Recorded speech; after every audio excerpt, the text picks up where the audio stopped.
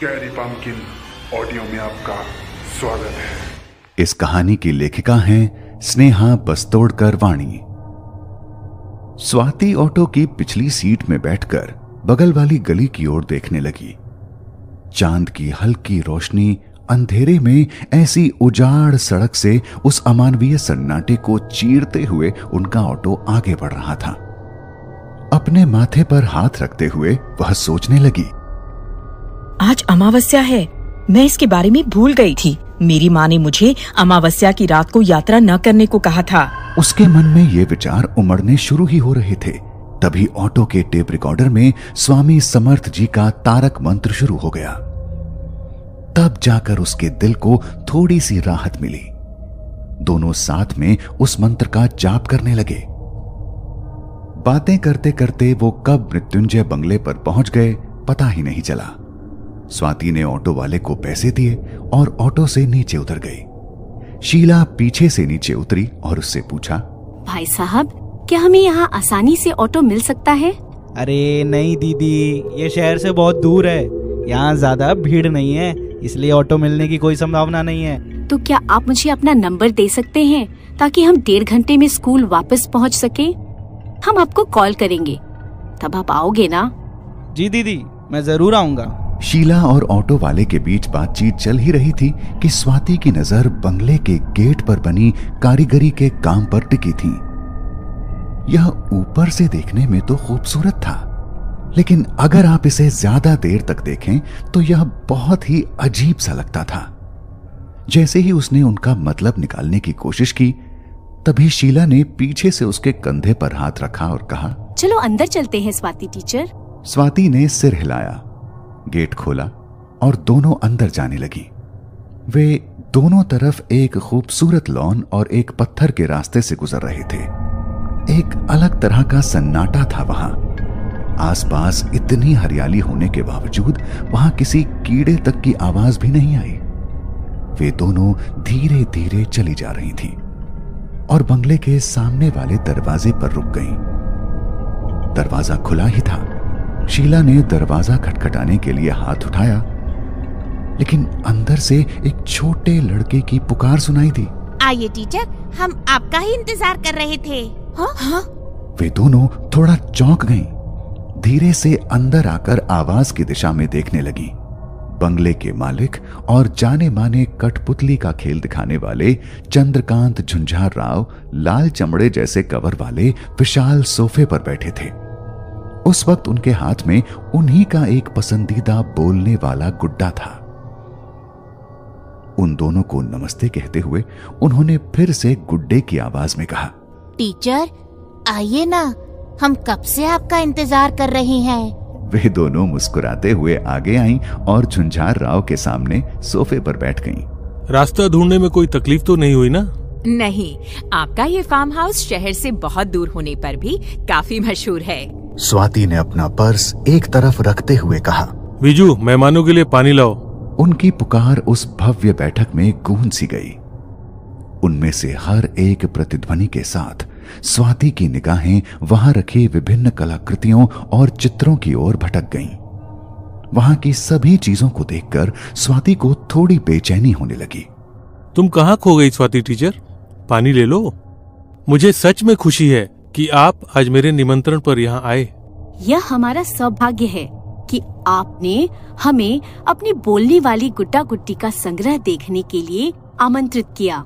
शीला ने पानी का खाली गिलास सामने वाली ट्रे में रखते हुए कहा, स्वाति टीचर, आप चुप क्यों हैं? लगता है आपको मेरा ये नया वाला गुड्डा बहुत पसंद आ गया है। हाँ, ये अच्छा है, बहुत ज्यादा जीवित भी दिखता है। आप बहुत अच्छी कठपुतली बनाते हैं। क्या पता, पर इसका चेहरा कहीं तो देखा हुआ लग रहा है। ये उसे पहनाए गए यूनिफॉर्म की वजह से है। लगता है आपने गौर से नहीं देखा। ये आप ही के स्कूल की यूनिफॉर्म है। अरे हाँ, ऐसा क्यों है? स्वाति ने अपनी बेचैनी को अपनी कृत्रिम मुस्कान के पीछे छिपाते हुए कहा, ये मेरा नियम है। जहाँ मैं अपना पपेट शो करने के लिए जाता हूँ, मैं अपने साथ उन स्कूलों की यादगार के तौर पर कुछ लाता हूँ। मतलब? मेरा मतलब है, पिछले हफ्ते आपके स्कूल में मेरे शो के बाद मैं आपके स्कूल की वर्दी लाया और उससे मेल खाने वाला गुड्डा बनाया, और अब यह मेरे संग्रह का हिस्सा बनने जा रहा है। मेरे पास स्कूल की वर्दी में बहुत सारे छात्र हैं। यह सुन स्वाति की बेचैनी अब भी बढ़ती ही जा रही थी। यह सब बड़ा अजीब था। उसने और कोई प्रश्न नहीं पूछा और अपने हाथ में थामे गिलास से पानी पीना शुरू कर दिया। तभी स्वाति ने एक करुणा से भरी पुकार सुनी, टीचर, मुझे बचाओ। यह एक छोटे लड़के की आवाज थी। उसकी निगाह तेजी से सामने रखे गुड्डे की ओर गई।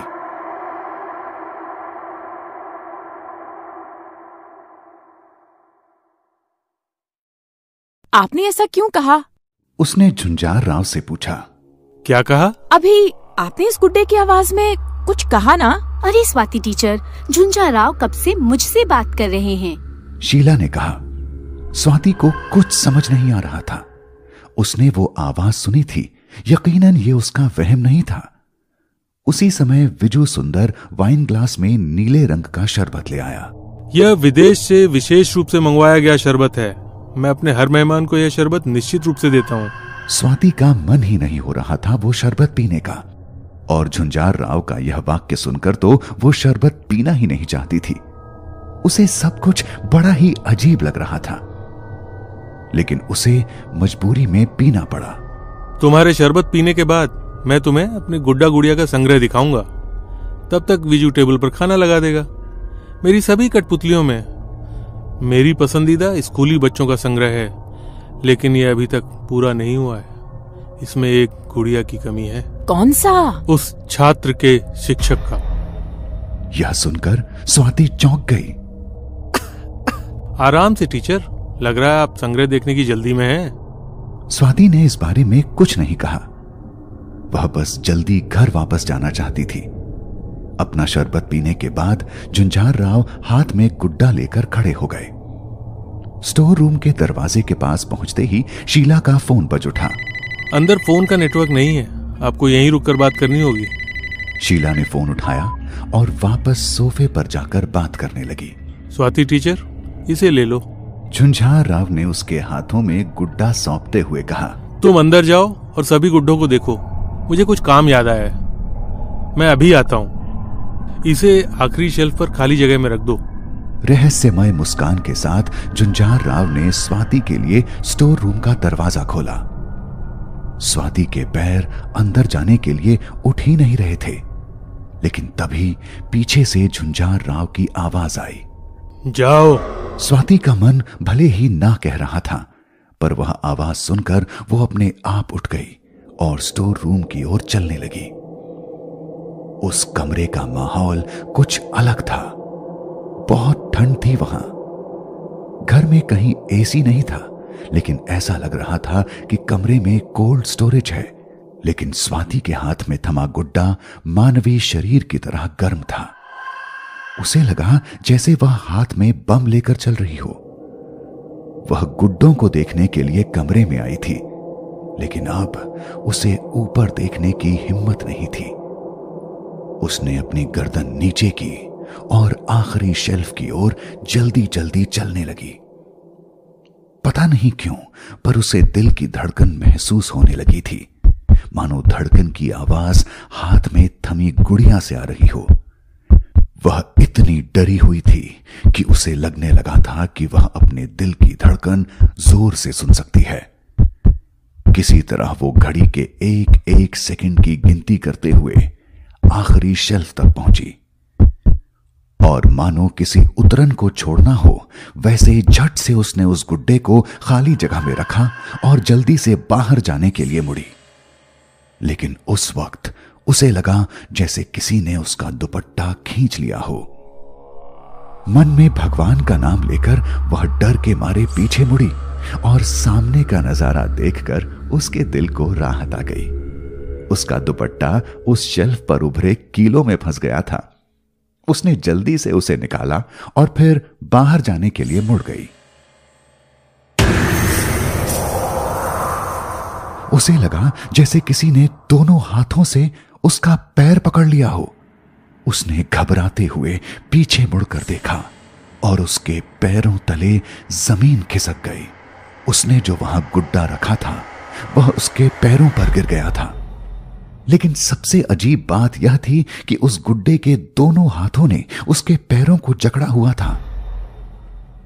वह उसे फिर से जगह पर रखने के लिए नीचे झुकी, लेकिन उसी समय उस गुड्डे ने गर्दन उठा ली और उसकी आंखों में देखते हुए कहा, मुझे बचाओ। उसके मुंह से एक आधी चीख निकली और उसने पैर को जोर से झटक दिया और जल्दी से बाहर भागने लगी। लेकिन उसे बाहर जाने के लिए दरवाजा ही नहीं मिल रहा था। वह पागलों सी शेल्फ के बीच में से भागने लगी, लेकिन उसे कोई रास्ता नहीं मिल रहा था। दौड़ते भागते वह एक टेबल पर ठोकर खाकर गिर पड़ी और उस टेबल पर रखे कागज के टुकड़े नीचे गिर गए। उस टुकड़े पर लिखी खबर पढ़कर उसकी रूह कांप उठी। यह उसी स्कूल से एक छात्रा के लापता होने की खबर थी जहां वह पढ़ा रही थी। पिछले सप्ताह उनके स्कूल के वार्षिक समारोह के बाद स्कूल की छुट्टियां होने से सभी बच्चे अपने घर चले गए थे। हॉस्टल में कोई नहीं था, इसलिए उसे इस बात की खबर नहीं लगी। लेकिन सबसे चौंकाने वाली बात खबरों में छपे लड़के की फोटो थी। वह तस्वीर बिल्कुल उस गुड्डे की तरह थी जिसे उसने अभी अभी शेल्फ पर रखा था। उस कोल्ड स्टोरेज रूम में भी डर के मारे उसे पसीना आने लगा। वह जल्दी से उठ गई और दूसरी गुड़ियों की ओर देखने लगी। हर एक गुड़िया के पीछे विभिन्न भाषाओं में अखबारों की कटिंग के साथ एक शेल्फ बार था। अलग अलग शहरों से स्कूली बच्चों के लापता होने की खबरें और बीच में जो तस्वीरें दिख रही थीं, वे बिल्कुल उन गुड़ियों की तरह दिख रही थीं। वह उसकी समझ से परे था। उसका दिमाग सुन्न हो गया था। वह फिर से इससे बाहर निकलने का रास्ता तलाशने लगी। उसे बच्चों के रोने की आवाज सुनाई देने लगी।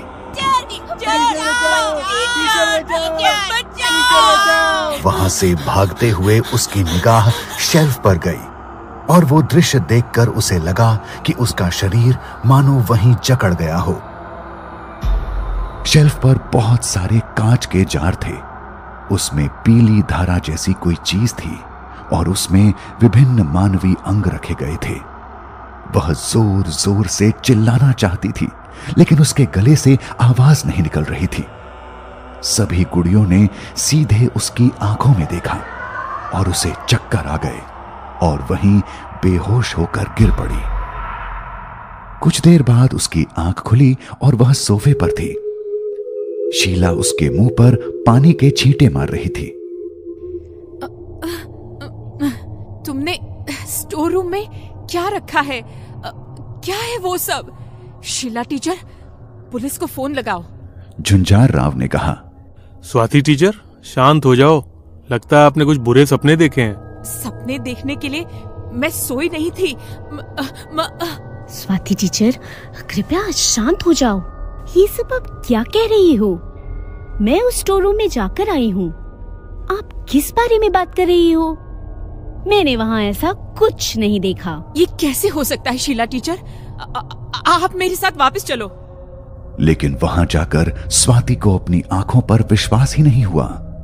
वह कमरा अब कोल्ड स्टोरेज नहीं लग रहा था। वहां अखबारों की कटिंग भी नहीं थी और सबसे महत्वपूर्ण बात, कोई कांच के जार भी मौजूद नहीं थे जिसमें उसने उन मानवीय अंगों को देखा था। उसका दिमाग घूमने लगा। यह कैसे संभव है? उसे पूरा भरोसा था कि उसने जो कुछ भी देखा था वो बिल्कुल भी उसका वहम नहीं था। उसके आगे उसने कुछ भी नहीं कहा, नहीं तो वो उसे पागल समझ लेते। उसने चुपचाप झुंझार राव से माफी मांगी और शीला को तुरंत वहां से चलने के लिए कहा। शीला ने झुंझार राव को अलविदा कहा। हमें बहुत खुशी है कि आपने हमें अपनी कठपुतलियों का संग्रह दिखाने के लिए आमंत्रित किया। धन्यवाद। यह मेरी खुशी है। आप यहाँ आई और मेरा फायदा ही हुआ। मेरा संग्रह पूरा हो गया। मतलब? स्वाति ने तुरंत पूछ लिया। आपको जल्दी पता चल जाएगा। झुंझार राव ने रहस्यमयी मुस्कान के साथ जवाब दिया। मैंने ऑटो वाले को फोन किया था। हमारा ऑटो आ गया है। चलो चलते हैं हम फिर। शीला ने कहा। स्वाति चुपचाप बिना एक भी शब्द कहे शीला के पीछे चलने लगी। उसके मन में बहुत सारे सवाल थे। वह नहीं जानती थी कि उस कमरे में उसने जो कुछ भी अनुभव किया था वह सच में हुआ था या नहीं। वह अभी भी झुंझार राव के व्यवहार और कई वाक्यों का अर्थ नहीं समझ पा रही थी। उन्होंने ऐसा क्यों कहा होगा कि उनका संग्रह पूरा हो गया था? उन्होंने मुझे वो नीला शरबत दिया जिसमें कुछ तो जरूर मिलाया होगा, जिससे मुझे ये सब महसूस हुआ।